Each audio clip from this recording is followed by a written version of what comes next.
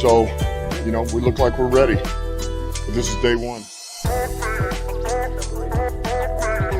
It's about the work. And I've said that from day one. It'll always be the same message. It's about work. You got to go earn your right every year. It doesn't matter what the players are, the coaches, expectations, where you were, where you're going. We got to work, man. Wants to throw it to Stewart. He caught it. He stole a first down. Oh, yes. The big man dives down to the 31-yard line. Oh, that is beautiful.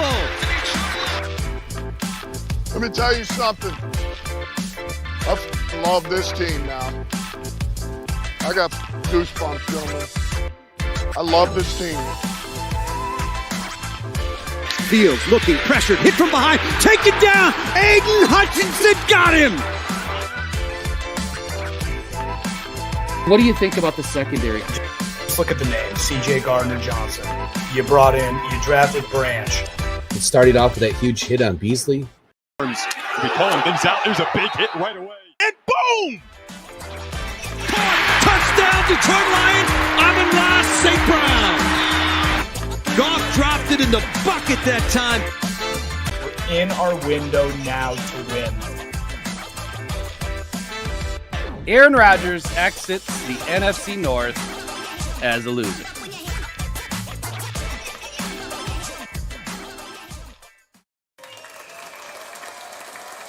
Andy B, what's happening, man? What's happening, Will Rock? How you doing, buddy? Yeah, I'm doing good. Doing good. All right, it is Friday night off the cuff, man, and I'm not real ready for this show. I don't know why. It's been kind of an odd week. Long weekend in Detroit, a lot going on. Watching the Lions lose was crippling. We expected a big win. We lost our voices, right? We didn't have the best show on Sunday night, but here we are. It's Friday off the cuff, and we're back and we're live, and we're going to get to some big topics tonight. So I want to welcome everybody in. Thank you for stopping in to Friday Night Off the Cuff with Andy B and Will Rock with Rocked On Detroit Lions, Rocked On Podcast Network. And, we're slightly energized. I think we're a little demoralized internally after the loss, but we expected a win, Andy. I mean, what the hell happened last week? We expected a win. Everything was set up for the win. We were a healthy team, as healthy as you really could be at this stage of, the beginning of the NFL season. But briefly tell us, man, what was going through your head last Sunday, being your first game at home in Ford Field, in Motown, sucking it all in, because it was an atmosphere for you, man.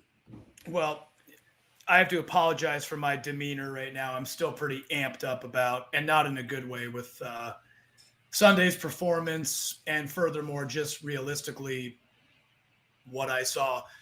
On a positive note, yeah, Will, as everyone knows, Will and I finally met for the first time. Took me to my first Lions game. Great time, experience. You Detroit fans are, bar none, the best I've ever met in my life. It's amazing. We are the best fans in the NFL. I'll just put there you go. We are. Now, going back to the game, yeah, I expected, and I think a lot of anyone out there in football land expected the Lions to emasculate and murder Seattle. That was a game we should have and we needed to win. What I saw out there was our offense still consistently looking great. They're in rhythm. Goff played a great game, albeit, I'll say it, the one pick six, which everyone's hung up about. I'll get to that later. But the defense has got to clean it up, Will. This defense is going to be the death of us like it was last year, and the reason why we didn't get and go the distance the way we did. This defense is – Will, I'll be honest with you. When I was watching that game with you, I told you in pre-show, I thought that defense was going to kill you the way you looked, the look on your face. I mean, but I couldn't agree more with you. That defense was absolutely awful. Yeah. Blown coverages, leaving receivers wide open. What is happening here? Anyway. I don't know. I do know this. I mean, I know that we suffered a major injury to C.J. Gardner real early, right in our end zone. You could tell he was hurt right from the jump, and he played through it like a man. I mean, that's what leaders do. And, and he suffered through the game. And I think that was probably part of the issue for some of the receivers being wide open, is because he couldn't get up and jam. He couldn't play the man coverage, when needed, whether he was coming down as a nickel or if he was back as a safety, just depending on what they were seeing. I mean, the Seahawks went 5 wide at time. So I think that was part of the problem. But the bigger part of the problem that I saw, which you were seeing me get so amped up about, was all the over the middle stuff, man. I mean, how many more times do the Seahawks have to do it where they're just dumping it over the middle to the tight ends and they're running wild with it for big gains, and the Lions come back the next play and they don't do anything different? And it happened over and over and over. And it finally got to the point where I was just like, all right, it's going to end up being a shootout. We're not going to stop anybody today. And then we shot ourselves in the foot a couple of times. And, it's just one game, right? But you've got to learn from the game and you've got to make the adjustments. And we've got to see it this week. But unfortunately, we're walking into a Sunday game showdown with the Falcons, who are hot. And not only are they hot, but the Lions are hurt. So we've got Taylor Decker, and this is today's injury report. The final game report will come out about 90 minutes before game time on Sunday. But we're walking into the game right now with Taylor Decker out, Kirby Joseph out, Manuel Mosley we didn't expect to play, he's out, Vitai's out, Montgomery is doubtful, and by doubtful, I mean doubtful. Probably won't play. Josh Reynolds, Amon-Ra, and Frank Ragnow are all questionable or unspecified. Those 3 should play. The way I explained the injury report to anybody, it's, I look at the previous couple of days, right? Were they full participants on Friday and they're questionable? Most likely going to play. If they were a limited participant or a no participant on a Friday and they were questionable, probably not going to play. Unless it's in a Frank Ragnow situation where the Lions are really trying to rest him to save that toe as much as possible. I think it's a plantar bone injury or something that he has going on that's non-repairable, non-operable. So if he injures it again, that plate's done, and his season career is probably done. So we're walking into a game, against the Falcons team that's hot. We're injured. Andy, what say you about this game, from an overall perspective? Do you think the Lions are going to have a chance, given the injuries that we have, the depth that we don't have, and what we've seen on tape so far with this Lions defense? Give me your 30-second elevator pitch on what do you think the Lions can do this weekend? Well, I can go about this a couple ways, but I'm just going to give it my way. I'm not worried about the offense. I really stick to my guns on the offense. I think the offense just needs to attack the way they've been. Goff needs to take a couple more shots down the end zone. I think I failed to see that a lot in the game on Sunday against Seattle. We know Jahmyr Gibbs, he's got to get more touches. He's got to get more runs, powering through, go to the left, go to the right, which what he's good at. But he's also going to get utilized and get the ball thrown to more, which is something I think a lot of us have really failed to see him do enough of. I kind of question what Campbell and that coaching staff's now what their intentions are with him. Overall, I can tell you right now, Will, this defense, I said it in my little rant in the beginning of the show, they've got to clean it up. If that defense performs the way they did against Seattle and being down some key players that we are they still beatable? Yes, but I have to tell you, I'm nervous about that defense holding it up because Atlanta is a lot better than I think people thought they were. This is going to be a challenge. I want to be optimistic and be a fan and say they have a chance to win it. But unfortunately, it's a game that we also have a chance to really lose this one. And if we lose it going 1-2, going into Lambeau, yikes.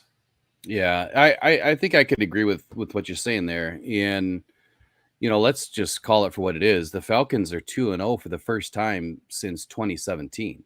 Yes. And, nobody would have thought at the beginning of the season, because I certainly didn't. I had the Lions winning like the first 7 games of the season when I looked at that schedule. I want to say that I thought that the Ravens was going to be our first big test.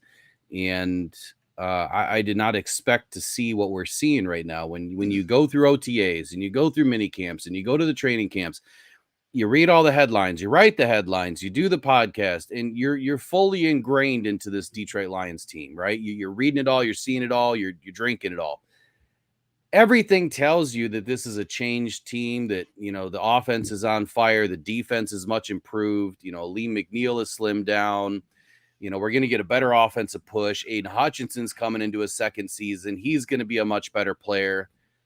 And then what you see on the field is almost identical to what we saw last season.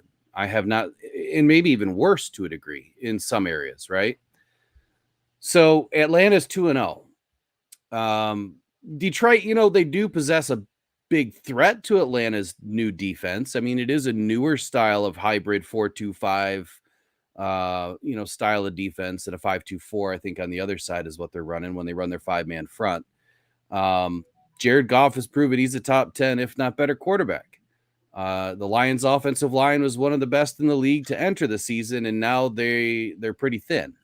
They have zero, in my opinion, zero backups that are worth a grain of salt once they get past Glasgow. So when you go skill position on down, I think the Lions would have ranked, pretty even, with this Falcons team. But we've got some injuries. We've got some wounds that they're licking, and that's not good. Flat out, I think that Atlanta is going to come into this game fairly healthy, right? Let's go to their injury report real quick. They're only missing, nobody. Because right now you've got full participant and a limited participant out of Jeff Okudah and Cordero Patterson, both listed as questionable. They should probably both play, but Calais Campbell, Troy Anderson, and Bud Dupree are probably going to suit up. At least according to this. I mean, there's no game designation. Troy Anderson was a full participant on Wednesday. Bud Dupree didn't practice on Thursday. And Cordero Patterson was a limited participant on Friday. So all signs pointing that they should all suit up. Jeff Okudah, put him in there, please. Please put him in there. I want to see the Lions torch him. They know his weaknesses.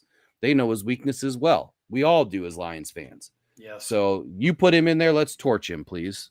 And I hate to say that about a fellow Lion, but you know what? He's not a Lion anymore. So, it's time to put up or shut up. You traded him away for a reason. Now let's go show everybody why. All right, so let's kind of dive into this. I'm gonna wind back for just a second here. Offensively, this Falcons team, they have some personnel that really can make this Lions afternoon a nightmare, especially since they're going to be missing several key pieces on the defense. The Falcons have shown that they can move the ball on everyone on the ground. Bijan Robinson, he was the guy that I really wanted the Lions to take. And I always felt like I put out there before the draft that if they get surprised and Bijan is gone, or if the Lions trade back, that, Jameer would be that guy. But I've got questions about Jameer, and we'll get to that in a little bit. When you look at this Falcons offense, right? Desmond Ridder has really risen above where everybody thought that he would be at this stage in his career. The guy does not get rattled per se, besides one team this season that rattled him, and that was the Carolina Panthers. They got to him 4 times in week 1.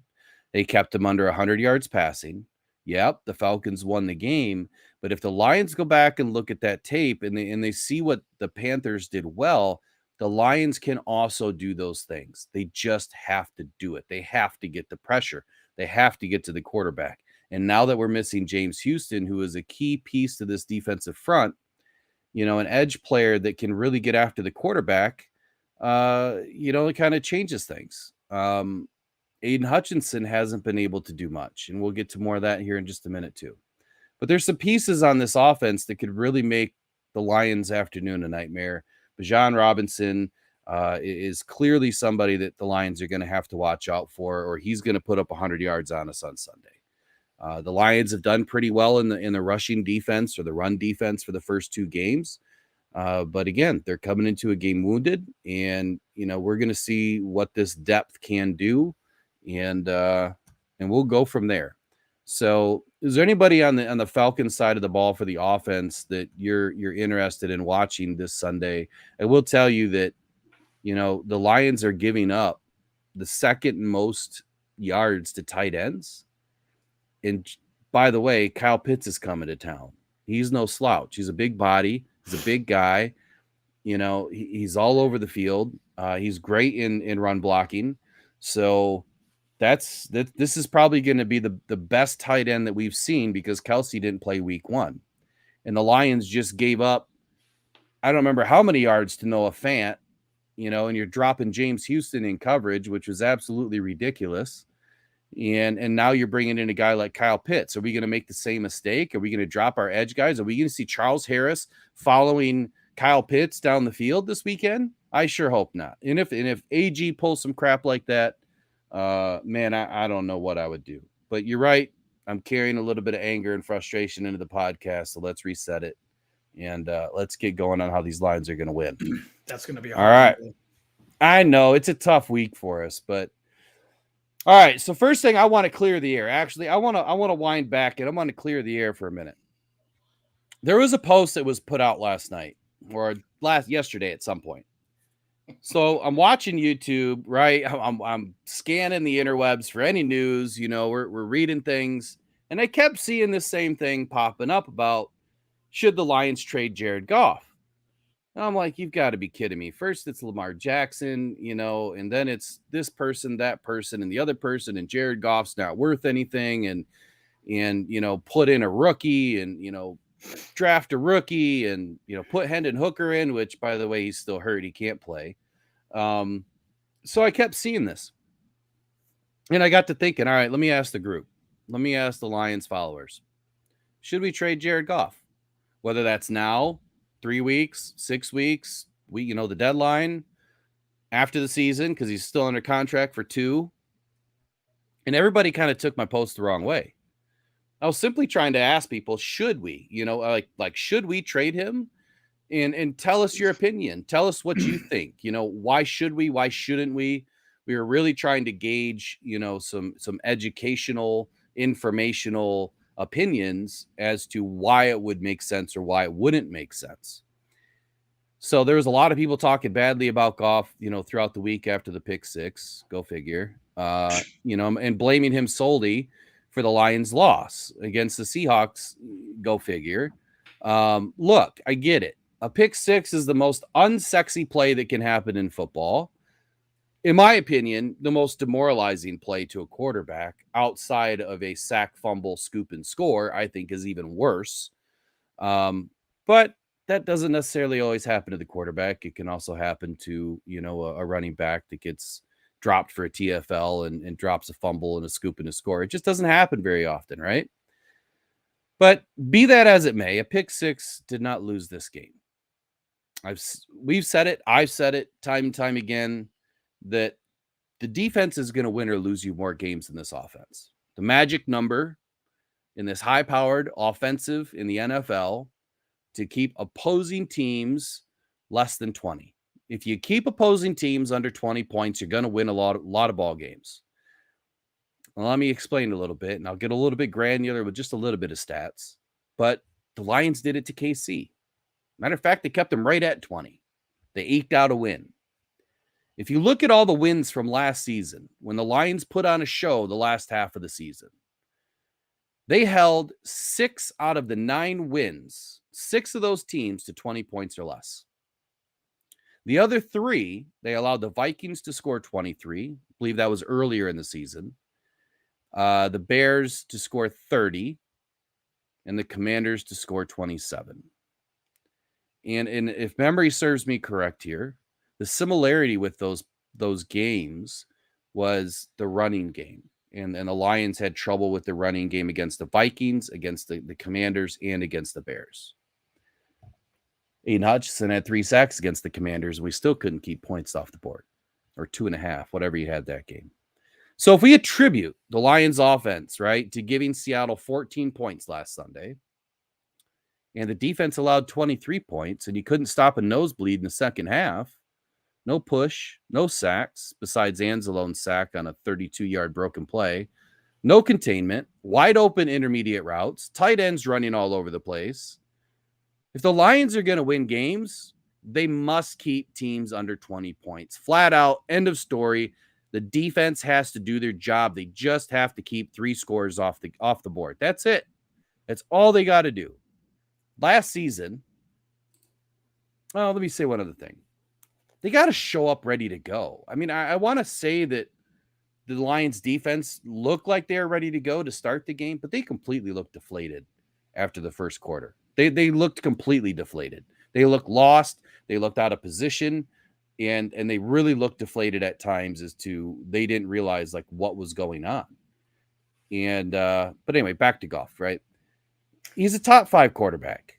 Again, statistically, for the second season in a row with the Detroit Lions, he's a top 5 quarterback. Last week, he completed 80% of his passes. He had 1 drop. 80% of his passes. I'm going to say it a third time.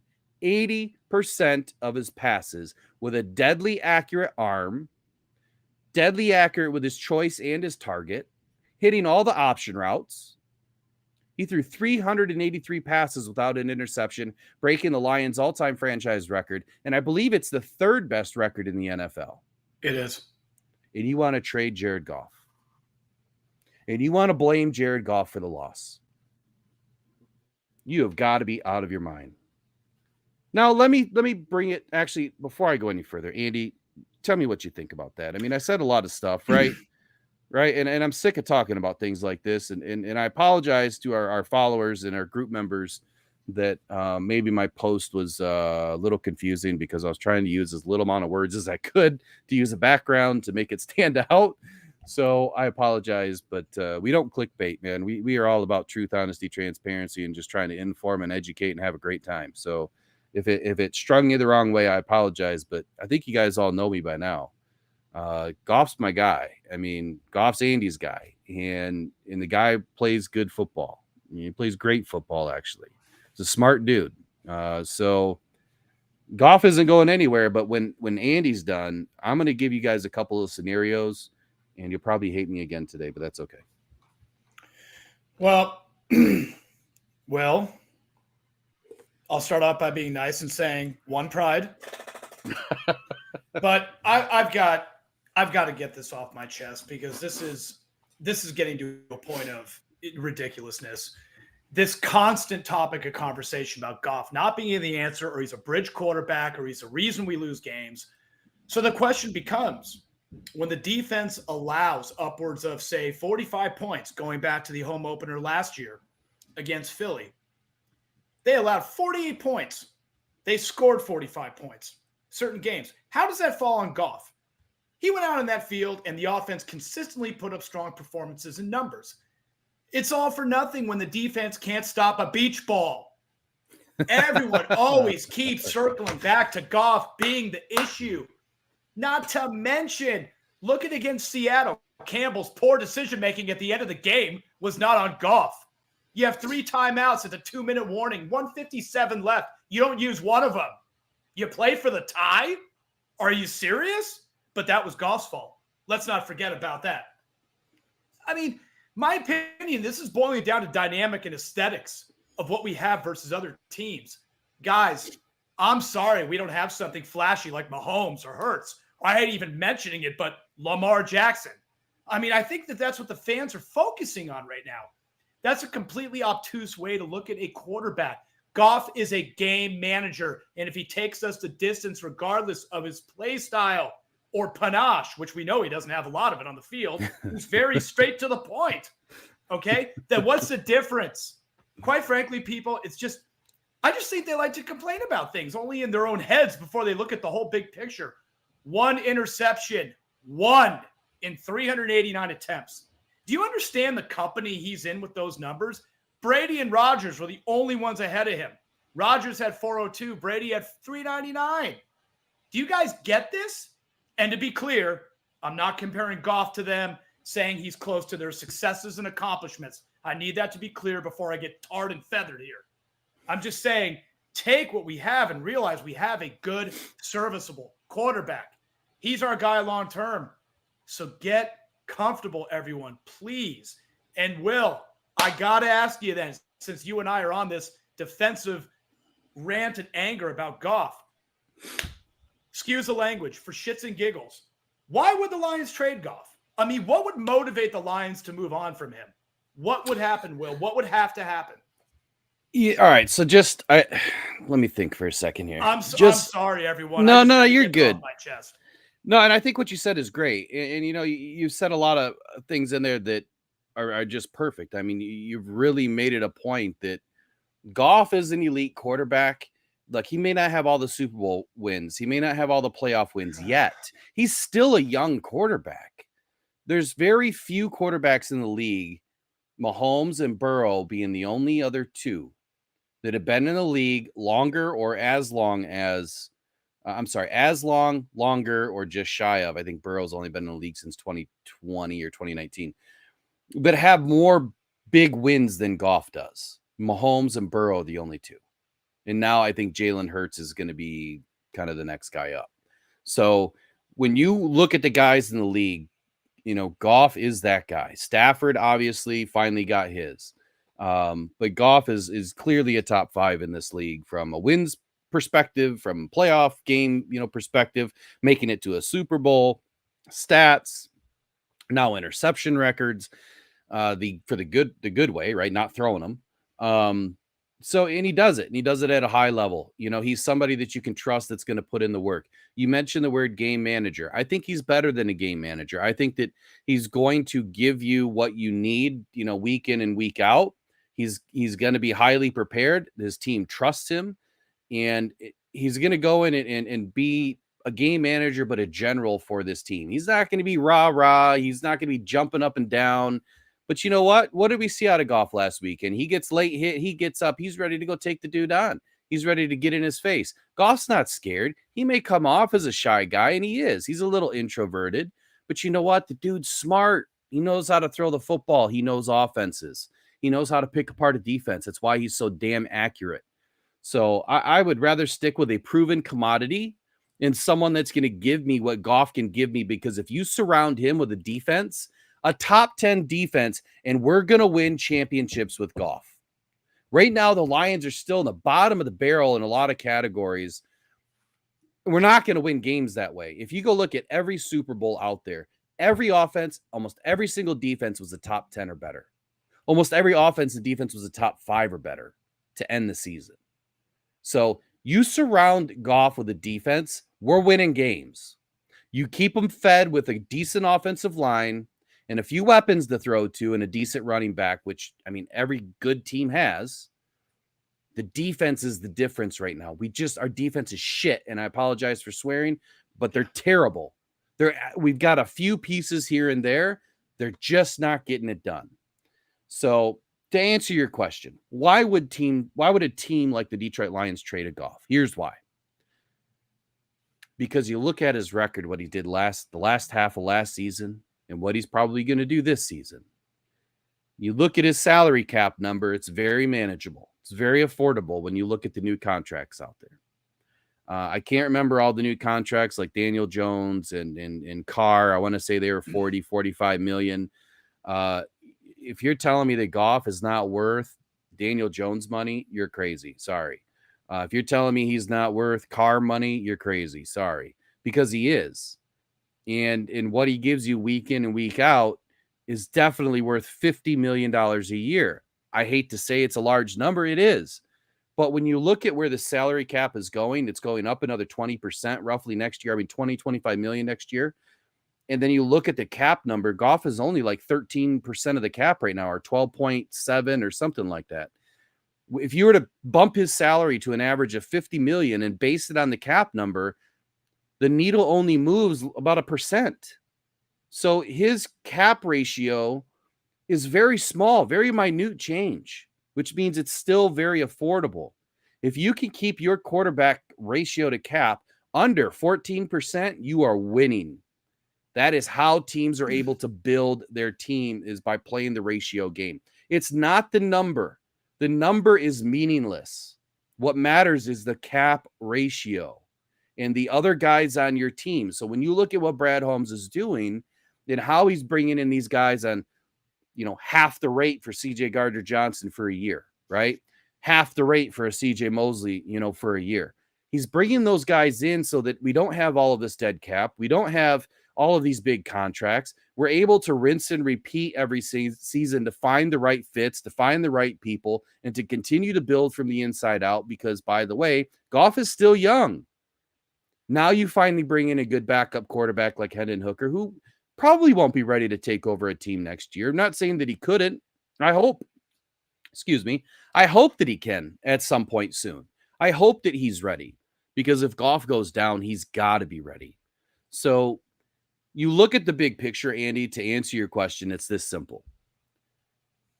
If I'm another team and I'm looking at building, or I have already built my defense and I don't have a good quarterback, and I look at Jared Goff and I'm like, all right, the Lions, let's say, guys, I hope this doesn't happen. Let's say the Lions have a bad season. Let's say they only get 9 wins. They don't make the playoffs. And we're getting close to the deadline. But there's another team out there that has a really good defense, and they're only a couple of wins away, but they're heads and shoulders above where we are. If we're back at the deadline and we've only got a few wins, that's why you trade Goff. You trade Goff because now you're going to get a first-round pick back or 2. Probably not 2. Probably 1 first. You're going to get some capital back. So you're going to look like this genius that traded Matt Stafford away for some first-round picks and Jared Goff. And then you're going to take Jared Goff, build your team for a couple of seasons, amass all of these extra picks, and then you're going to trade Goff off and get more first-round picks back or a collective of picks back. And you're going to be able to go out and draft another quarterback of the future or, bring Hendon Hooker up. Who knows? That's why you would trade Goff. It would only be because there would be a lot of value for Goff in a trade scenario. Otherwise, if you pay the man $50 million and you extend him 2 seasons, there's no reason to trade him right now. Even if you extended him for 2 more seasons and he's around, for 3 more total, and his average, annual salary is $50 million, that's still cheap for the quarterback position right now for a top 10 guy. For a top 5, I'd say that's a bargain. So, sorry we started the podcast off with a little bit of a rant, but I'm sorry that, Jared Goff is your quarterback, guys. He is. Yeah. And I'm super glad that he is. I wouldn't want anybody else in that position. Everyone bitched about Stafford for 8.5 of his 10 or 11 years, right? They all complained about Stafford. The only complaint that I ever had about Stafford is he threw the ball too hard. What kind of complaint is that? But he did. He didn't have great touch. He threw the ball way too hard. I mean, he was breaking his wide receiver's fingers. Calvin Johnson's fingers are all mangled up from Stafford. And I just wished he would have had a little bit more touch on the ball and he would have completed a few more passes that could have got us into some bigger games. So that was my only complaint on Stafford because the guy had the guts, the glory, the back, the brains, the arm, the talent, the everything. Jared Goff, same thing, man. He's got incredible touch, though. The guy can thread the needle and he can drop it in, a paper sack at 50 yards out. So I'm glad Goff's our quarterback. And there's no reason why we should be looking for another one. But don't put it past Brad Holmes to make a business decision. And a business decision would be if I can get some high draft quality back, some cap back, then we'll do it. Andy, check the chat. I see like 30 messages in there. I apologize, guys. We got to finish the rant. Let's get to the chat, and then we're going to move on.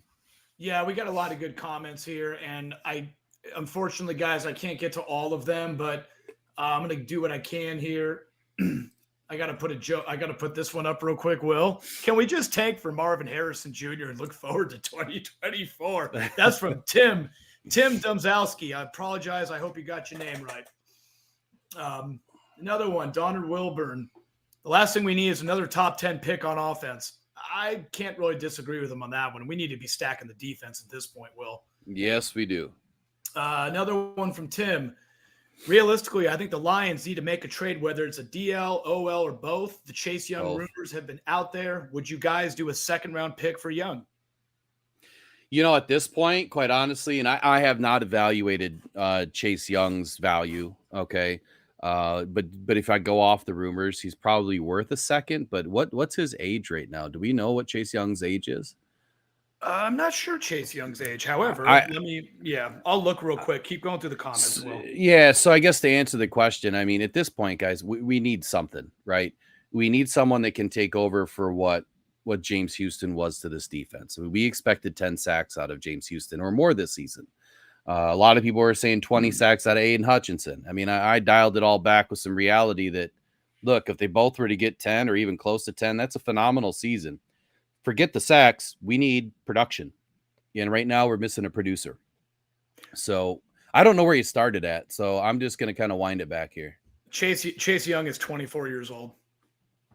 Yeah, so without a doubt, as long as his measurables are good, right? He fits the scheme. He's got the youth on his side. He doesn't have a lot of negativity that surround him. I mean, he's probably worth, a second-round pick. Hatter's House, you've been Mr.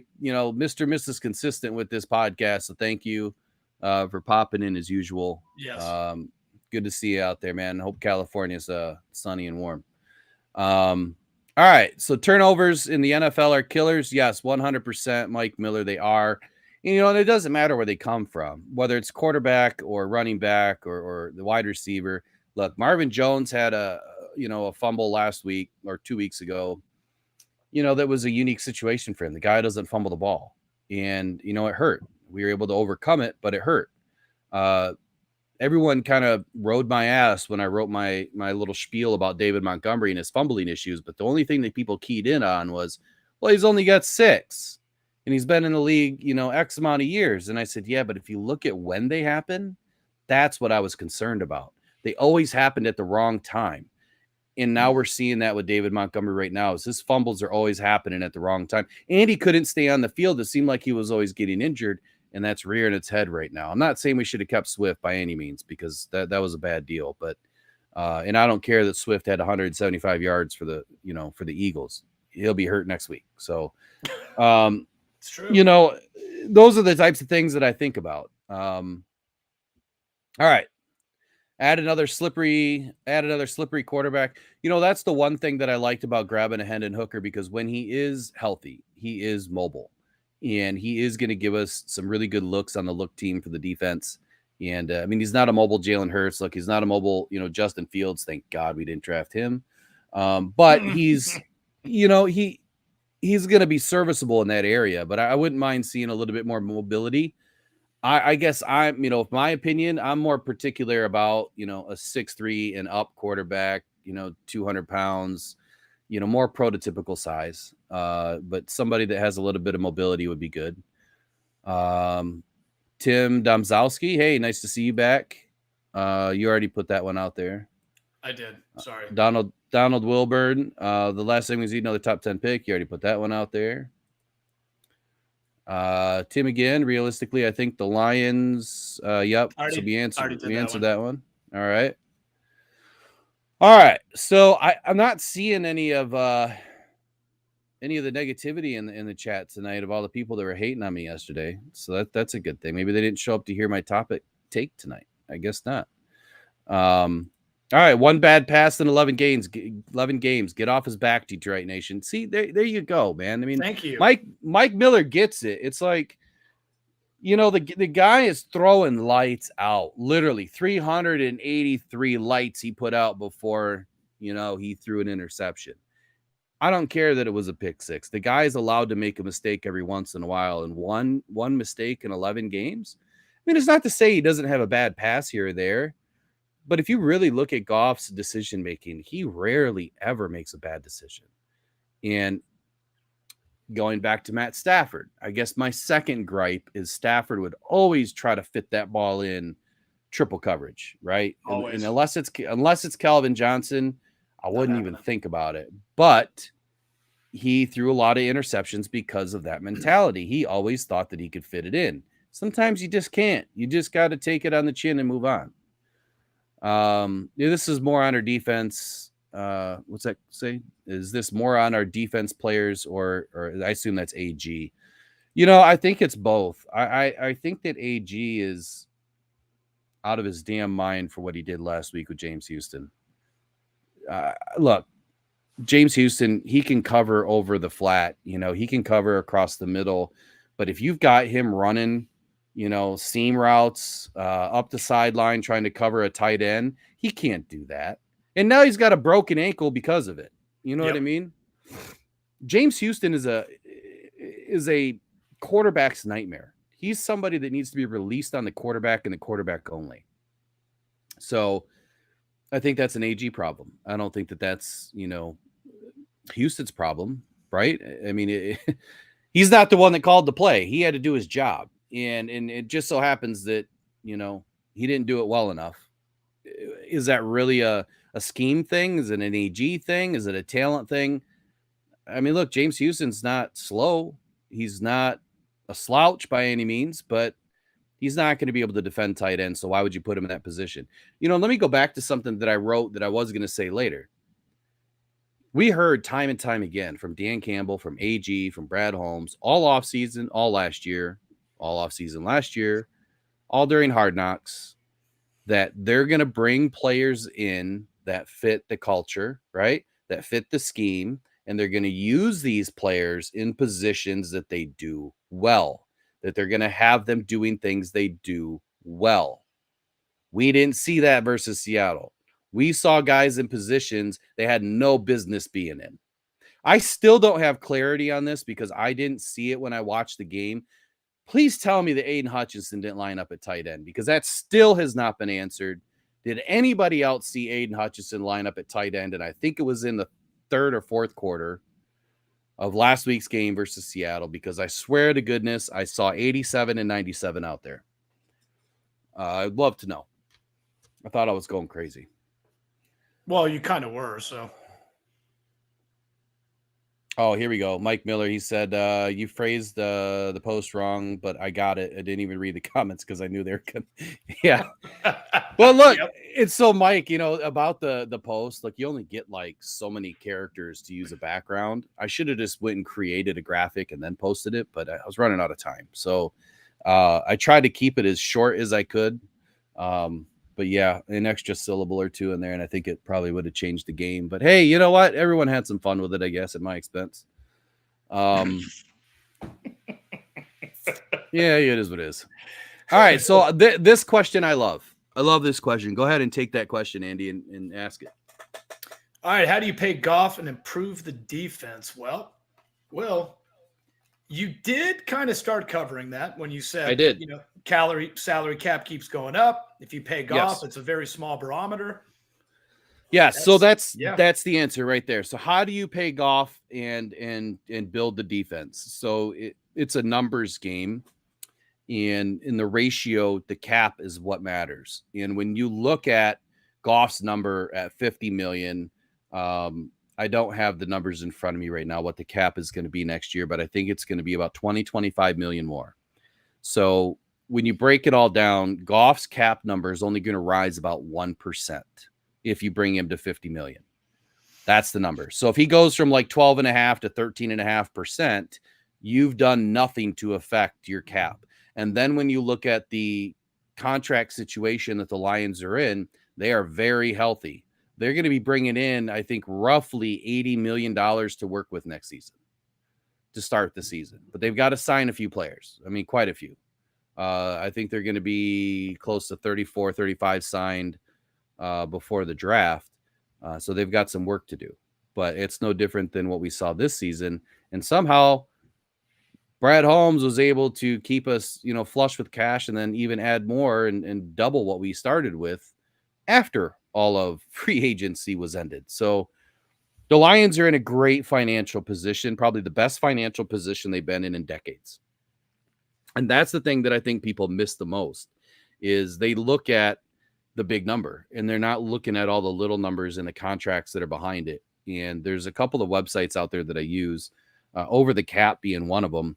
And you can kind of, look at the forecast of what do we got going on for next season or what's going on for the season after that. And, where do our contracts line up with salary cap and availability? And that's where, the picture really starts to come into focus, unlike Andy's picture that keeps freezing. But that's where you can get a good idea. Really, dude? So, all right. Let me, Andy, you want to say anything to that? Because I'm going to jump into a few things. No, you lost me when you said my picture kept freezing and I'm not in focus. So no, all right. I'm good, Will. I gotta throw this one in here real quick because I think we got our answer. Mike Miller, Hutch did not line up at tight end. Fact checked by CNN. Okay.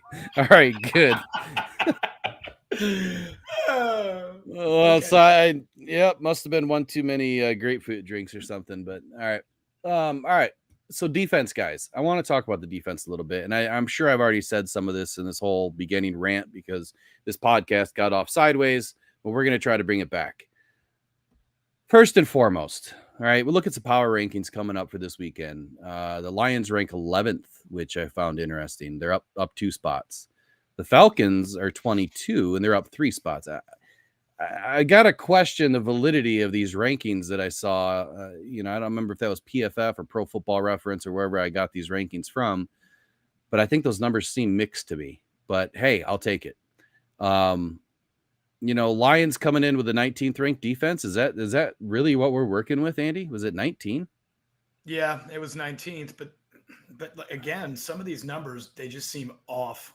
They seem really off because I want to say the one from PFF was had us at 28, I thought.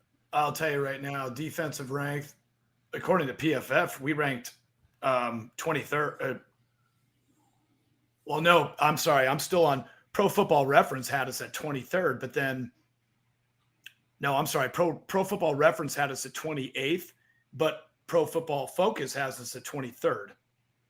We'll go with PFF just because they get a little bit more granular with the way that they do gradings. I've kind of lost my my trust in some of these sites, but all right. So look, the defense is horrible right now. They're not doing many things right. They are doing fairly decent in the run game, but I don't think anywhere near where we want them to be. The biggest problem that I'm seeing when I watch tape is tackling. If they could just learn how to frickin' tackle, then they would be a much better defense. For whatever reason, and I said it in preseason, man, when I watched Branch take out Beasley, or Chase Lucas made a few nice hits, or Khalil Dorsey made it. God, missing Khalil Dorsey right now sucks. A few of those hits, they wrap them up and they would drive them into the ground. Hell, even Jahmyr Gibbs did that. So form tackling, man, it's a lost art. For whatever reason, these guys just think they're too big and they're going to shoulder check you and you're just going to fall over. Well, sorry, some of these hungry guys, they know that's what you're about to do and they're going to keep motoring right through it if they bounce off you.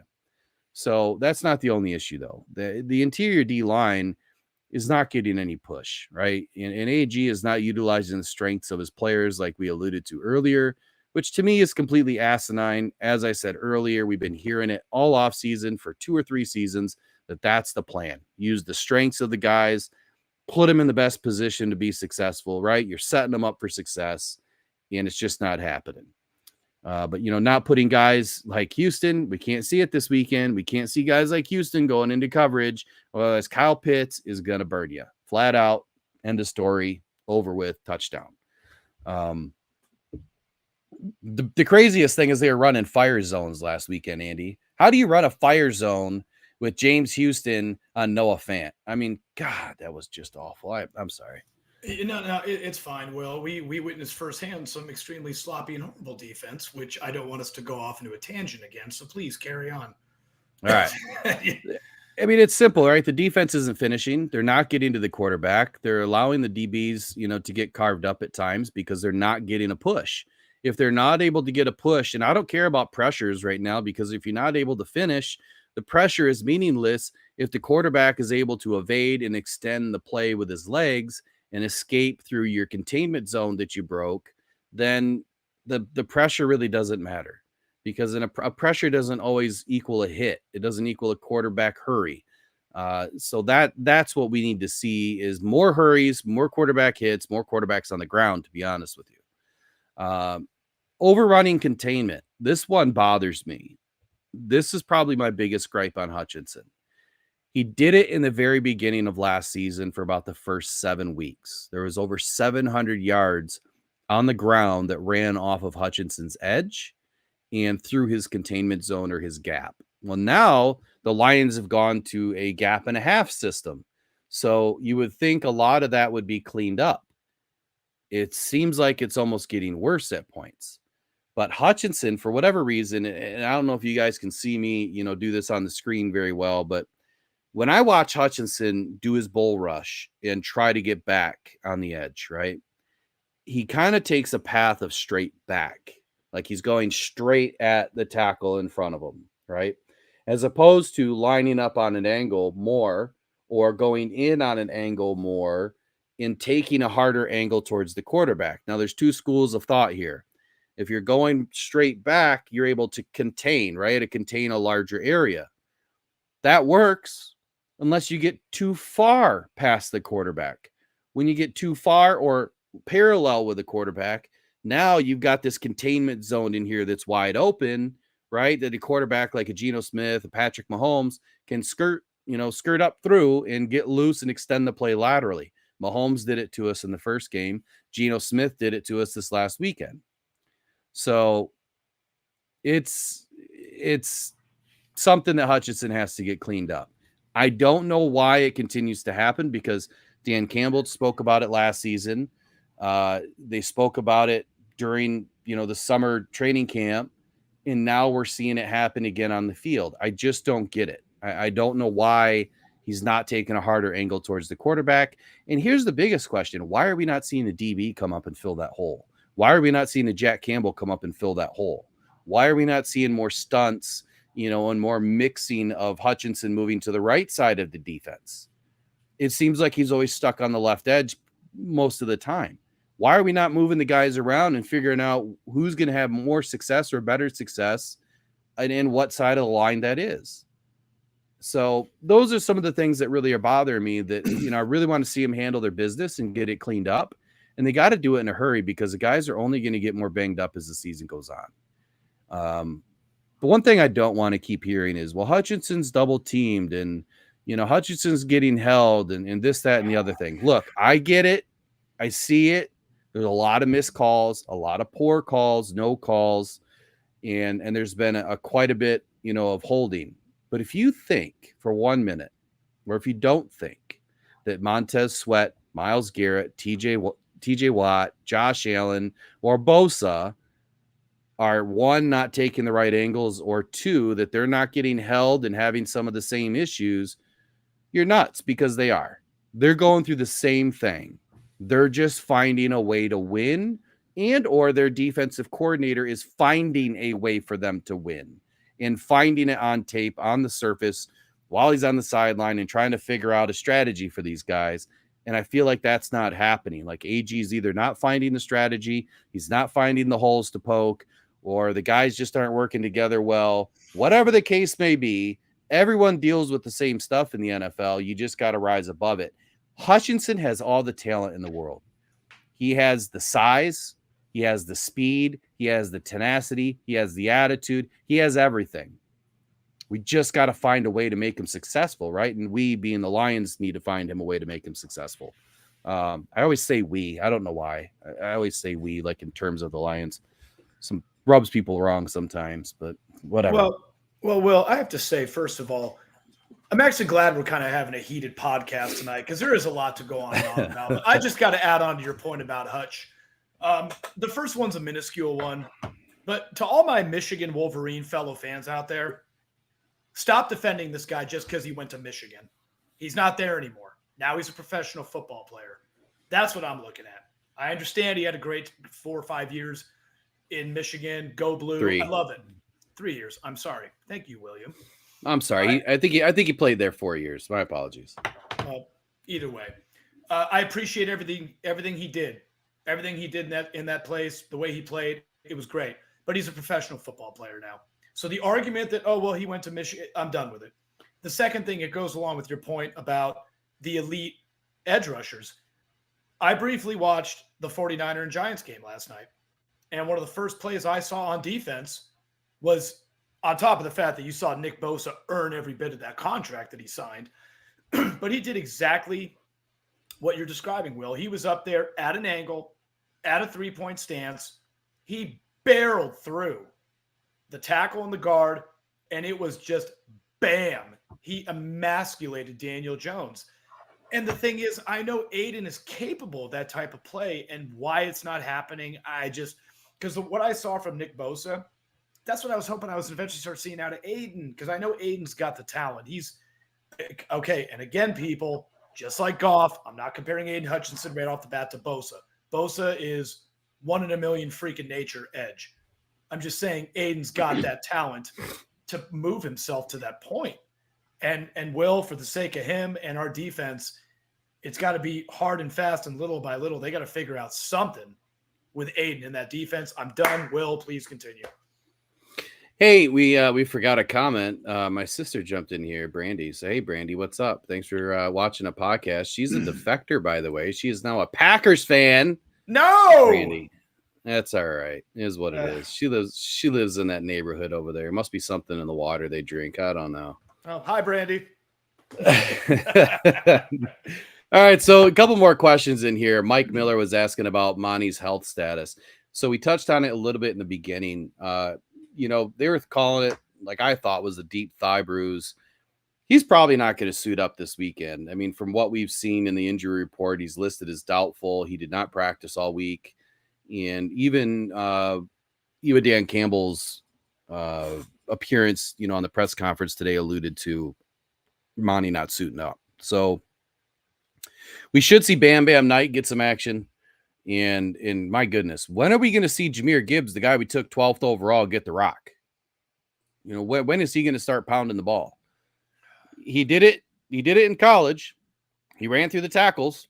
Why can't he do it in the pros? What are we missing here? The guy's not a wide receiver, yet he could be a slot guy. I mean, we are waiting to see that too. We still haven't seen him line up in the slot a whole lot. So they need to start using the guys that they drafted and, throw them out there. It's sink or swim time. You're in the NFL for a reason. I get it. If you're trying to bring the guy along slowly, is he having trouble with the playbook? I mean, we did see, and I'll wind back to Goff's interception. Campbell even said that he didn't think that the interception by Goff was Goff's fault, that the route runners got to run the right route. Gibbs went right, Goff went left. And I don't think Goff's wrong a whole lot. I don't think that he's going to throw too many, wrong passes, wrong routes when he didn't do it for 383 tries, right? So maybe there's something going on with the playbook. Same thing that we saw, with Jameson Williams last season. He had some issues with the playbook, and that's why he wasn't getting a whole lot of action. So it might just be these Bama boys, just not coming in with the brains to be able to pick up the playbook quickly. I don't know. I really don't. I don't have an answer. I don't know why they wouldn't be playing him, but I tell you what, we're really missing a Jameson Williams right now. We need a burner. We need somebody that can get the top of the defense off. So my big question for the night was why they're not moving Hutchinson more to the right side of the defense, or at least moving him around at all. Seeing some more stunts, up front and in mixing, our coverages in a little bit more of a disguised package, and we're just not seeing it. A little bit of stats on the Lions defense. The Lions are letting up 28.5 points per game right now, which is worse than last season. And if you guys, listened to it all in the beginning of this podcast, it's the points are the biggest problem on the defensive side of the ball. You've got to keep the teams to 20 or less. The Lions let up roughly 27.6 points per game, I think, last season, or 26.7 points per game last season on the defense, if memory serves me correct. And they're letting up 5.5 yards per play this season, which is ranks 25th in that category. Defensive snap counts. I found this a little interesting. Lions have gone through 129 defensive snaps through 2 weeks.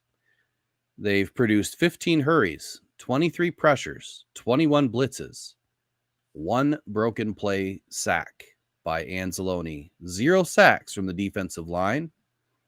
Why does that matter, right? Why does all that matter? Well, if they can't keep points off the board and they can't get off the field, the offense can't go to work. And that means the offense is going to have to score every time they get a possession. We can't punt the ball. So they're going to have to put up, more of a pass rush to be able to get the ball out of the opposing offense's hands, and turn it over at least once this game for this Lions team to have a chance. This is a high-flying Falcons offense, whether you believe it or not. They are. Kyle, like I said, Kyle Pitts is no slouch.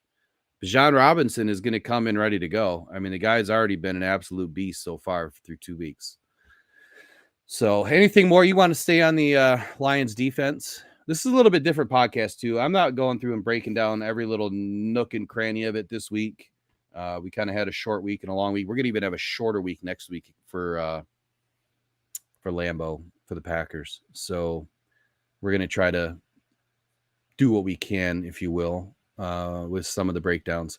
Anything you want to add to the defense there, Andy? We're gonna move on to the Falcons. No, not really. I think I said my piece earlier. However, I do want to show this real quick in the comments to you because I thought it was funny. Donna Wilburn, Brandy just became a stepsister. I'm sorry. Break up the monotony of all the anger we're going through right now. Yeah. Oh man. Yeah. I look, I always love my sister, no matter what team that she supports. That's all right. As long as the Lions kick their ass next week, Thursday, then I got something that I can brag about with my sister. So it kind of makes the family dynamic a little bit more fun, right? She became a Cowboy fan. I don't know. I don't know. I mean, Texas is nice, I guess, I'm not, up against the Cowboys like you are. They were America's team. Yeah. I always love watching the Cowboys. I was an Aikman fan when I was a kid. He was a heck of a quarterback. And yeah, anyway. All right. So Myers Farm is in here. He said, "Hey guys, glad you're on. Please lift our spirits tonight. It's been a negative week on the socials. It has been. And apparently I was responsible for one of those, even though it was misguided. It was not supposed to be that way. But I said my piece earlier, and I think I cleared the air here. Goff is our guy, and I wanted to hear some intelligence and some differing opinions, and all I got was hate mail, but that's all right. So Falcons coming in again. I don't think these stats are right. I think PFF is wrong, but Falcons are coming in the 23rd ranked defense, which doesn't make sense to me. But the Falcons moved on from Dean Pease this last offseason. Guy was 72 years old, still coaching in the NFL. And they hired Ryan Nielsen to take over the defense. And that's a big change because now they're running a Falcons hybrid 4-2-5 and 5-2-4 based defense, which in my opinion, my lowly, humble opinion, I love the 4-2-5 and the 5-2-4. Absolutely love it. I'm not a big fan of a 3-4, never have been. But I do, if you kind of think of what a 3-4 gives you and you bring a couple of guys down from the box, I mean, it kind of turns into the 5-2-4, right? That's the only part of the 3-4 that I loved is you can disguise the 5-2-4 out of it. The difference with a 5-2-4, in my opinion, is you're able to get more pass rushing ability. You're able to get more push on the offensive line, and you're definitely going to be a better run stopper as a defense. Depending on how you design it and disguise it, you can actually do really well in the passing game too. So this is one of my favorite defenses. I mean, I like what the Lions are doing. I feel like they've got to either get away from man or they've got to stay in man more. One of the two. It's either, if you're going to do it the way they're doing it, I feel like you got to go man up, but you got to have the players that can do it, or you've got to stay in that man zone where you got those underneath routes covered because it's killing us right now. All right. So the Falcons, like I said, they moved on and then they hired Ryan Nielsen. And this is where it got interesting for me. So Nielsen was the Saints defensive line coach from 2017 to 2022 and held a co-defensive coordinator job last season. Well, the bells should be going off already. So it's pretty fair to say that Dan Campbell and AG are really well versed on this guy, really familiar with Nielsen. They all worked together for 4 seasons in New Orleans. So they should have this offense ready to go on this style of defense. And when you look at what the Lions are doing and what they're kind of changing to and implementing and adding as AG continues to stay, is you're seeing more of a Saints type of defense. This 4-2-5 that the Lions run is a mimic of the 4-2-5 that the Saints ran. It's very, very close. They just don't really implement a 5-2-4.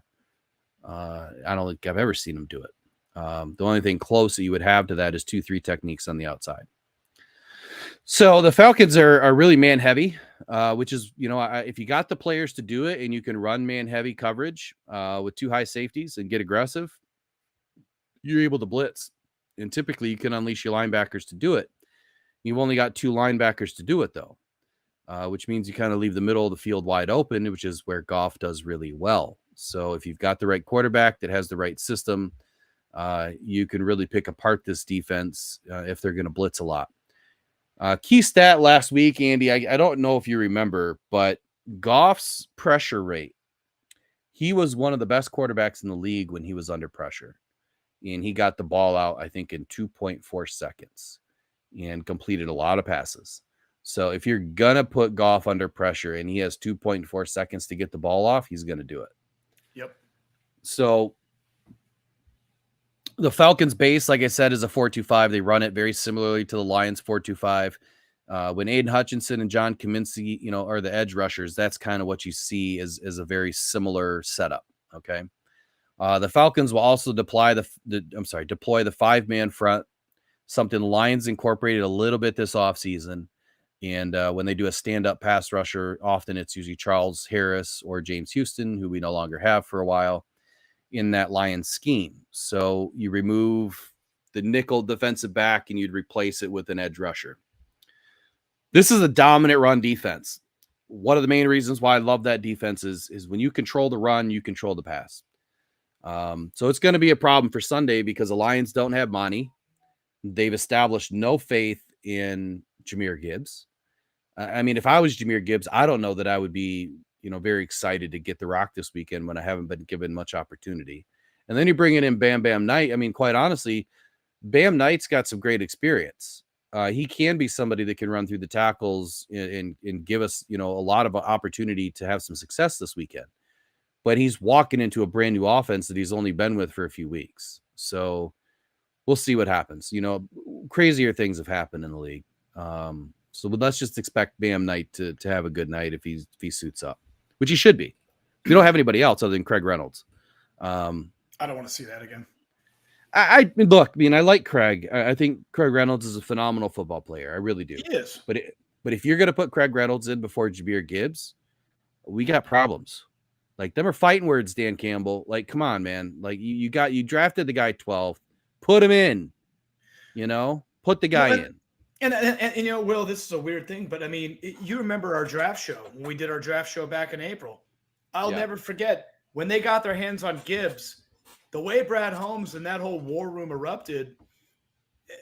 You think they think they just picked the number 1 overall draft pick in the whole entire draft, and now they got this new toy. They got this new toy, and they're not playing with it. I'm sorry. Hey, it's time today.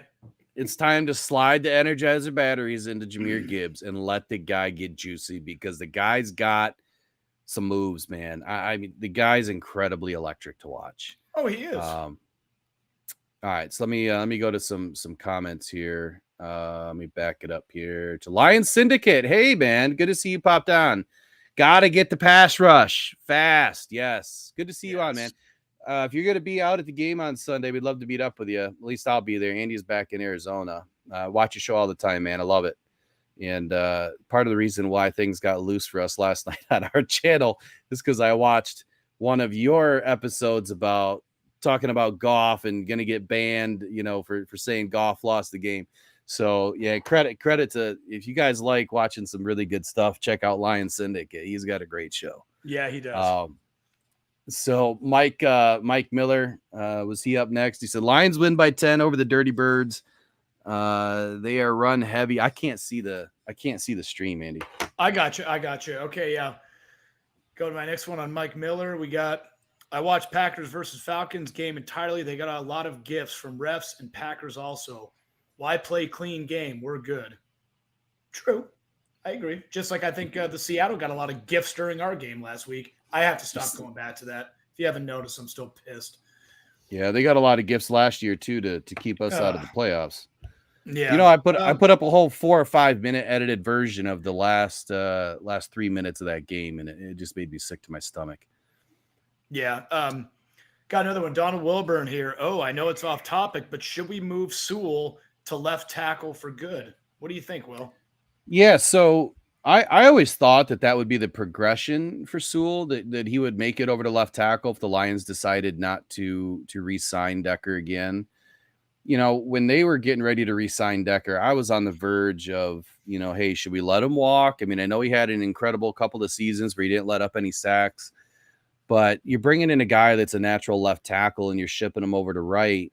And when Sewell's on the left side, man, you can just tell how natural he is and how good he is on the left side. Look, I like the idea, but if Decker's in, I mean, Decker's the guy, I think, for right now. Absolutely.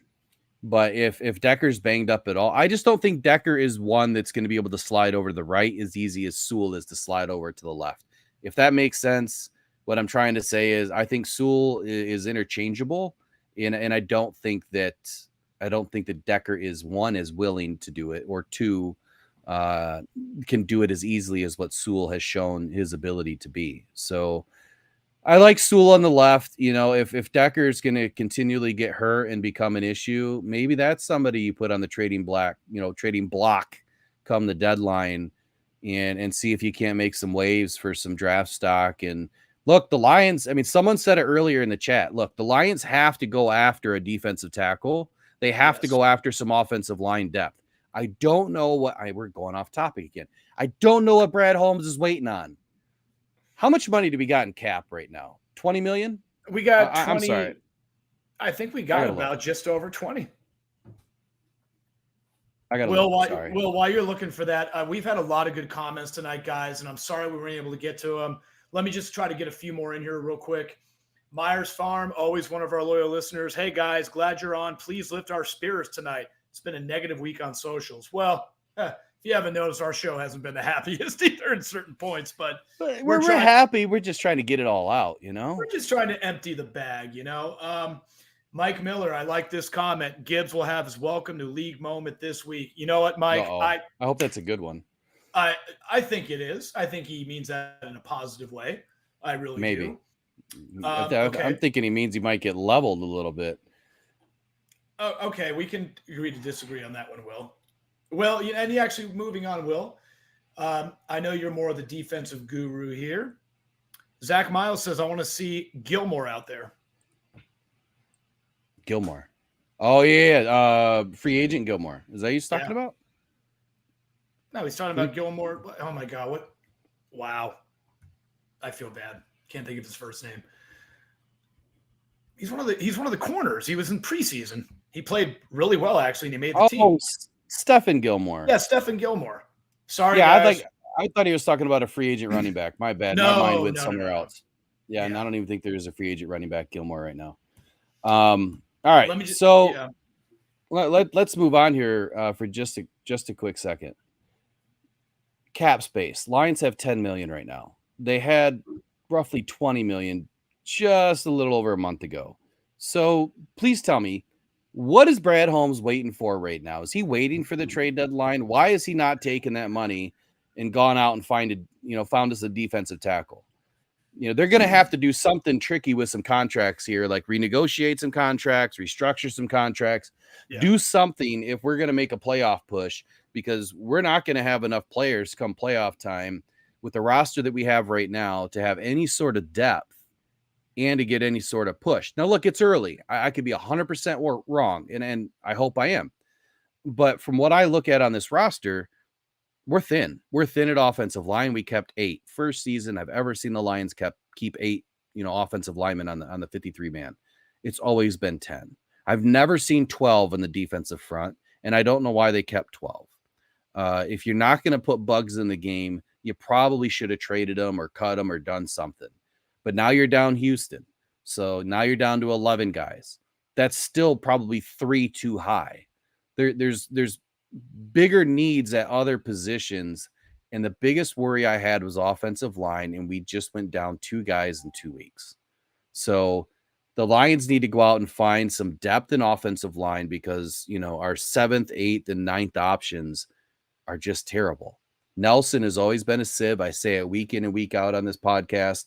Whenever he's in the game, the guy is not able to hold his own, and he's a liability, and I do not want to see Goff get hurt at all. And if we saw anything during preseason, is that Nelson was getting Teddy Bridgewater killed. So Brad's got to step up the game. Just my opinion, right? Just my humble armchair, love my chair opinion.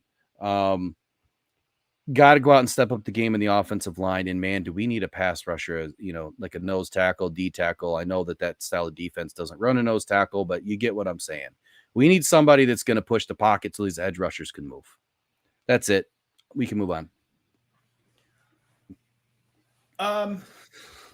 Yeah, I'm good, Will.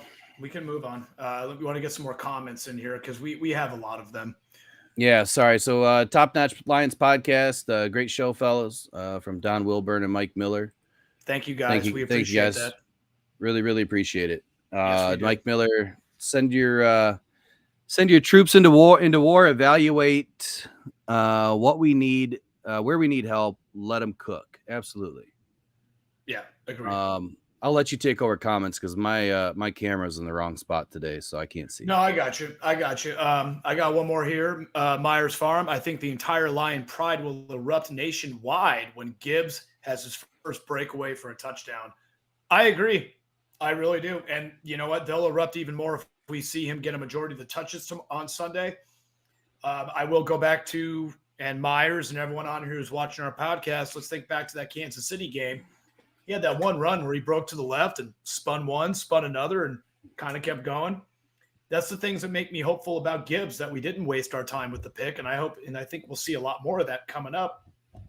And you're right. He has a game like he had against Kansas City and then some and scores like a touchdown. Oh, yeah. We will erupt without a doubt. Well, I will tell you this. So this Sunday, guys, if you're going to be at the game, I don't know, rest your voice on Saturday or something, because we got to get louder. When I was at the Monday night game, and I think it was 2011 versus Chicago, I want to say that we broke the Richter scale or decibel scale, 120s and up on the decibel scale, and you couldn't hear. For whatever reason, this past Sunday, it was loud. It was a great game, but it was not deafening. It was not as deafening as I've heard it in other games, even after 2011, and I don't know why. I don't know if there's some changes that the Lions have done to the ceiling tiles or, whatever they have done. But for whatever reason, it wasn't as loud as it could have been. So I don't know. Bring some noisemakers, rest your voice, something, because we gotta get after it and get Ritter off his game and cause some false starts. We'll be there again. I know Andy's in Arizona, so I'll be there. I'm going to be doing some more turned up tailgates. We had a great time doing that this past weekend. We interviewed, 4 or 5 groups, some really big tailgates, got some really good stories. It's a perfect way to have a good time with not only our fellow Lions fans, but it's the city of Detroit, and it's what the people of Detroit bring, to the table, and the energy that they have, and the type of people that they are. And the world needs to see it, right? The world needs to see who we are as fans and who we are as people. I don't live in Detroit personally, but that's part of the reason why I want to do it, is nobody else is doing it. I would love to work with somebody like the Lions Syndicate and get together and do some group efforts. Let's have some fun and do these interviews of our fans and really turn it into something that the NFL world can see. So we're going to be there. I'm going to be there doing my thing, and I would love to talk to people. So if you've got a great tailgate going on, if you've got a unique story, if you've got some storied history, even if you're a first-time season ticket holder, email me, info@rockdownpodcastnetwork.com, or you can find our phone number and email in the bio on Rockdown Detroit Lions or in the private group, the Detroit Lions group. Call me, email me, text me, whatever. Tell me where you're going to be at. I'd love to come and interview you for like 15 minutes, have some fun. And let's keep the ride moving forward, because people want to hear from you. They want to see it. They loved it. The content was amazing for people, and we want to get better with it. Before I forget, so we were invited by Facebook to do a test, if you will. So we're going to be doing some sort of a Facebook beta test for engagement. And we're going to release a contest to do it. So I'm going to post it tonight. I'm going to put it in the group. I'll send it in a couple other places if I can. But we're going to do a test for 30 days. And we'd love to get your guys' engagement. Comment, watch, send emojis, all the normal engagement stuff, right? As much as you can, as often as you can, would really help us out. If you can just do that, And for 30 days, we're going to give back. We'll give a couple of tickets away to the Lions game. We're going to give away a merch bag, an autographed jersey. We're going to give away some more grill covers. We'll give a $100 gift certificate to our store, villainsquad.store. Please visit the villainsquad.store. Amazing designs, great t-shirts, comfortable. I think Andy's got one on tonight. So yeah, that's how you can help us. That's how you can support us. And we want to support you. So we want to come visit you and we want to have some fun at the game and make it a group effort, a family effort, and a Lions One Pride effort. And let's do it the right way. So, all right, well, let's keep moving forward, Andy. So we've talked about the injury report. We talked about Jared Goff. Let's talk about some keys to the game. I think we've gotten a few keys. So Myers Farm said, I enjoyed your interviews with the tailgaters. I got to see lots of hyped up Lions fans. It was an incredible environment. And for Andy to walk into his first game, the home opener, and to see all that and to see the Barry Sanders, statue unleashed and all of that stuff that we got to take in last weekend. I wish we had more time. I wish there was more time in Detroit. So Me too. It was perfect opportunity. We couldn't get a win for Andy, but I tried to get him 200 thumbs up on Facebook for his picture with Barry. I don't know if we ever made it or not. I'd have to go back and look. Okay. So, all right. Keys to the game for me. Number one, turnovers. The Lions, they've got to stop giving them. They got to start getting them, right? They've got to get one in this game. They have to. I don't care if it's a fumble, an interception. I don't care what it is. They got to get one. Something. Run game. Gibbs has got to get the ball. He's got to get the ball, and they've got to allow him to run through the tackles. The outside stuff is too predictable. They've been doing it for 2 games straight. It's time to put him in some different fits. I don't know why they're not running out of the shotgun and running, the option plays to Gibbs like they do with Monty. Gibbs is a hell of a lot faster than Monty, so why wouldn't you do it with your faster guy? I don't get it. There's a reason why he was drafted 12th overall. So it's time to put the guy in and let Gibby win, right? Mm-hmm. So defense, time and time again, we say that the defense needs to step up and play big. We cannot let Bijan get going. If he gets going, good night, sayonara, it's over, because Bijan is a tough man to take down. He's a tough man to stop. But even moreover from that is Tyler Algier. That guy's an animal. So if you can't stop Bijan, you're not going to stop Tyler Algier.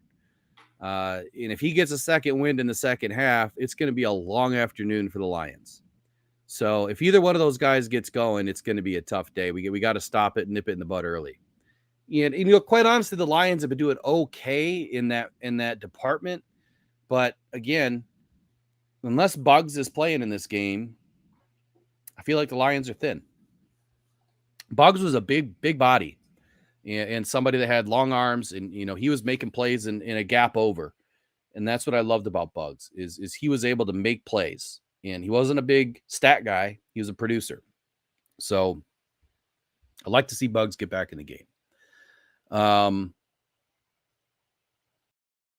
think more importantly that this game, where the offense has to run the ball and the defense has to get off the field, right? I mean, the offense, they need to establish the run early. The defense needs to get some 3 and outs and some punts and stay off the field as much as possible and let Goff kill the clock. I mean, it's the same type of scenario that you saw in week 1.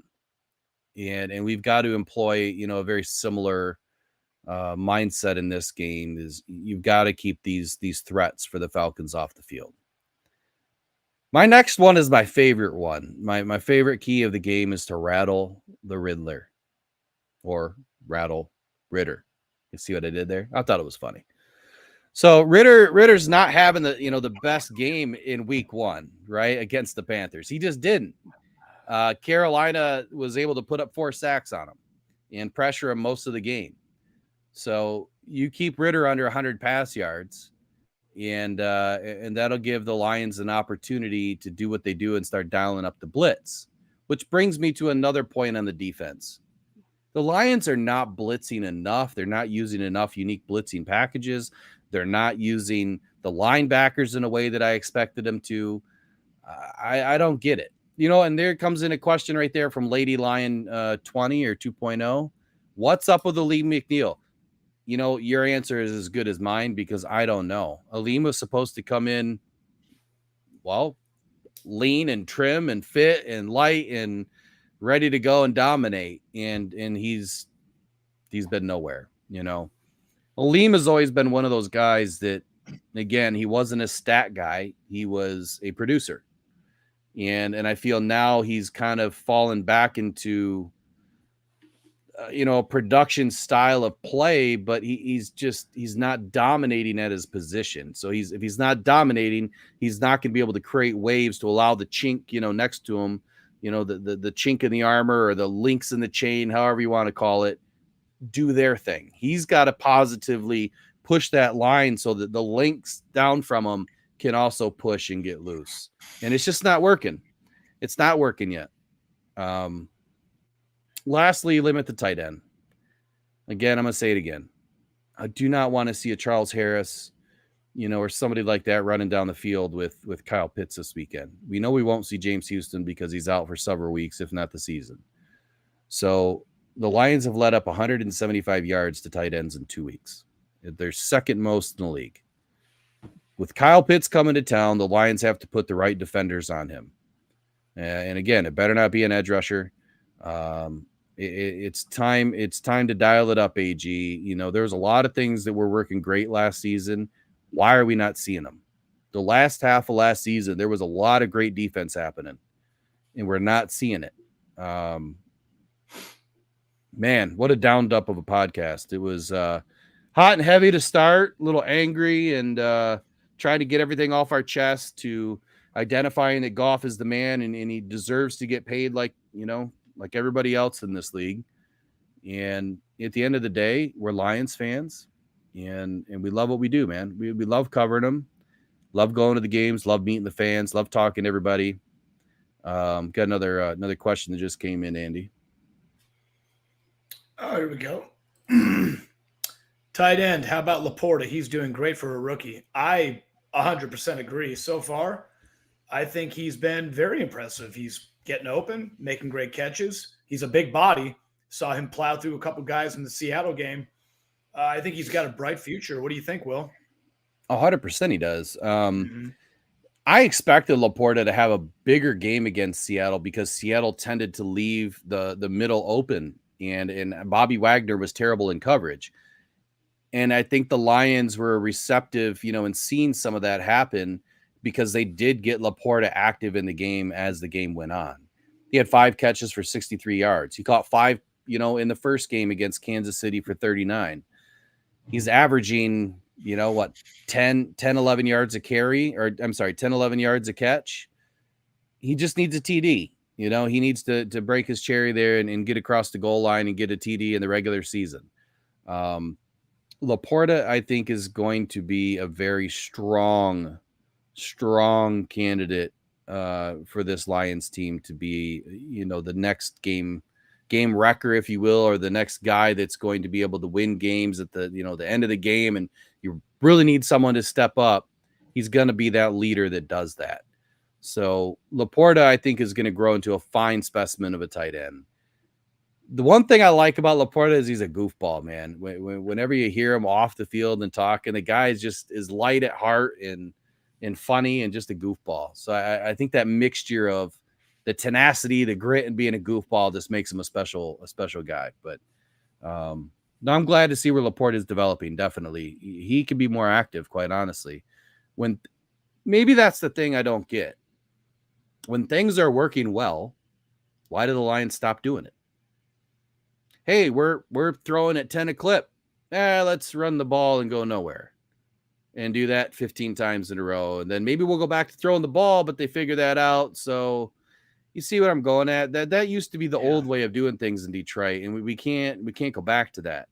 It's find what's working, stick with what's working, and then get, implement the different schemes, the different plays that will keep your, defenses guessing. So the uniqueness, I feel like, is missing this season. And maybe defenses figured out a little bit of what the Lions were doing from last season. Maybe they figured, Ben Johnson out a little bit, and maybe we're not able to call all of these unique, crazy plays as often. But I don't think so. I'm just going to throw it out there, but I don't think so. All right, so we're going to wrap it up. Andy, what do you got to say to the Run One Pride Lions fandom out there? Well, I got to say, Detroit, the 313, thanks for welcoming me when I was out there. You guys are the best, not just as Lions fans, but as people in general. My mother's a native of Detroit, Michigan. She brought me up this way. So because of my mother, I can see all the awesomeness and badassery in all you people out there. So my hat's off to you guys. And Will, we need a big recovery. I go back to what Myers Farm said. Bring us some happiness after the negativity. Well, guys, I hope on our Sunday post-game show, it's filled with happiness and not angriness and bitterness like we've had with this show today. But we'll be okay. I think we'll have a good win. And speaking of Myers Farm, what do you think of Hutchinson saying the line and the secondary aren't complimenting each other? I heard something about that today, Will. What do you take on that? Well, I didn't hear that because I was ingrained in some other things today, but I know what he means. You know, if the line's not able to push, then the secondary, you know, they're going to have to stick. They're going to have to be sticky longer, right? So if the line can't push and get the quarterback to get rid of the ball quicker, then the wide receivers and the tight ends are going to get open because they have more time. Vice versa. If the cornerbacks, if the D-backs, the safeties, whatever, aren't able to get any stick, you know, they're not able to come up and, you know, get in the receivers' faces and jam them and stick with them for even a couple of seconds, well, then the defensive front can't do anything. I think the average play in the NFL is about 2.7 seconds. Mm-hmm. So if you, and that's, you know, 3 seconds is a lifetime in the NFL. If you can stick with a wide receiver for 3 seconds, your defensive front should be able to get to the quarterback. But you have to have multiple components. You have to have both sides of the line working. Hutch can't be the only one trying to pressure the quarterback.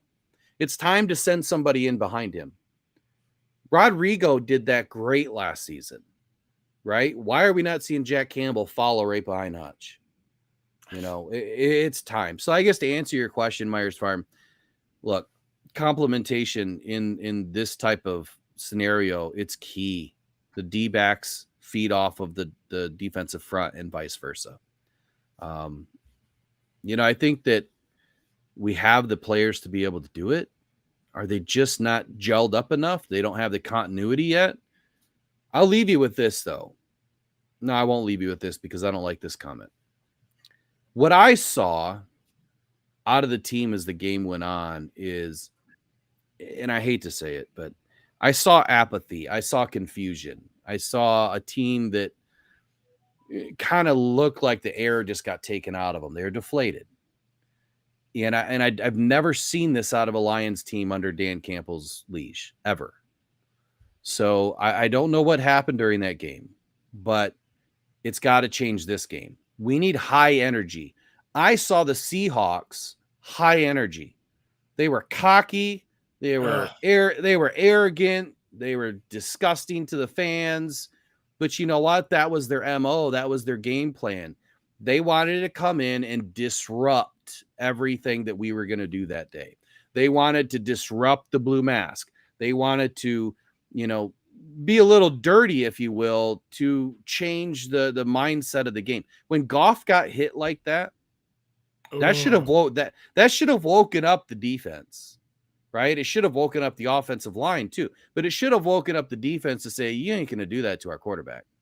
And they should have gotten in on that next possession and punched him in the mouth. We didn't see it. It was no reciprocation. I'm not saying go in and be dirty, but you got to go punch someone in the mouth if they do something like that. Especially in your own house. Exactly. So what I felt like out of that game is we, you know, as fans, we were great. We did our job. But for whatever reason, the Seahawks came in and set the tone. And when they set the tone, it kind of tipped the scales a little bit into their direction.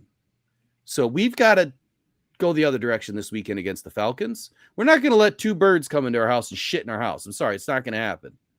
So we've got to go back into this game and we've got to take it. We've got to come in and set the tone and punch them in the mouth. And if you don't do that, then you're going to end up with games like that where it's deflating. We did have some injuries, though, that hurt us early. So we'll be all right. Mike Miller, he said, great job for both of you. Just don't make a post of trading Hutch this week. Hey, I promise you, if I see it, I'm going to post it. If I see it, because then I'm going to come in and do what I did tonight with Jared Goff and tell everybody how stupid they are for saying something like that. But no, I get you. I just needed like one more word, and I think we would have been all right. But yeah, you guys have all been great. Yes. Scott, we had a long show tonight. Bay Ray, I just seen you coming in. Thanks for joining tonight. I love Bay Ray's comments too. You guys are all phenomenal. So I'll remind you one more time. We're doing a 30-day beta test with Facebook. We've been invited to do it. If you guys could gladly help us out, we're going to post the video tonight that talks about the contest, how to do it, where to go. It's all on Rocked On Detroit Lions. You don't have to join the page or like or follow the page. Just go there and just help us out there a little bit. And we're going to help you guys out and reward you. Look, we're giving like 11 prizes away if we meet our goal. So tickets to a game, apparel, signed jerseys, you name it. We're doing a lot of unique stuff. We're the only podcast that's this young in its infancy and stages of its, podcastism. I don't know if that's a word. It's not. Well, it is now. It is now. That gives away this much stuff. You don't see Woodward Sports doing it. You don't see anybody doing it as much as we love to do it. And we're doing it because we want this to be a fan interactive and a fun show. And, we'll get grimy at times. We'll have some fun at times. We might even have tears at times. Who knows? Hopefully when we have a Super Bowl. Yeah. All right, y'all. Y'all have been wonderful. I can't thank y'all enough for your support and how Thank amazing you, guys. this ride has been. We're entering week 3. The Falcons are coming to the den. It's time to show them what the One Pride's all about. We'll see y'all in a couple of days. One Pride. One Pride.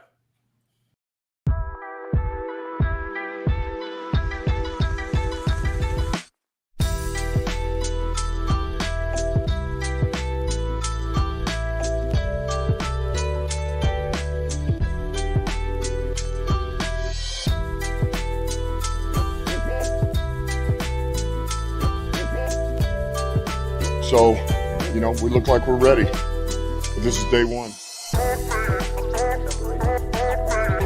It's about the work. And I've said that from day one. It'll always be the same message. It's about work. You got to go earn your right every year. It doesn't matter what the players are, the coaches, expectations, where you were, where you're going. We got to work, man. Wants to throw it to Stewart. He caught it. He stole a first down. Oh, yes. The big man dives down to the 31-yard line. Oh, that is beautiful. Let me tell you something. I love this team now. I got goosebumps, gentlemen. I love this team. Fields looking pressured, hit from behind, taken down. Aiden Hutchinson got him. What do you think about the secondary? Just look at the name, C.J. Gardner-Johnson. You drafted Branch. It started off with that huge hit on Beasley. We call him, things out. There's a big hit right away. And boom! Touchdown, Detroit Lions, Amon-Ra St. Brown. Goff dropped it in the bucket that time. We're in our window now to win. Aaron Rodgers exits the NFC North as a loser.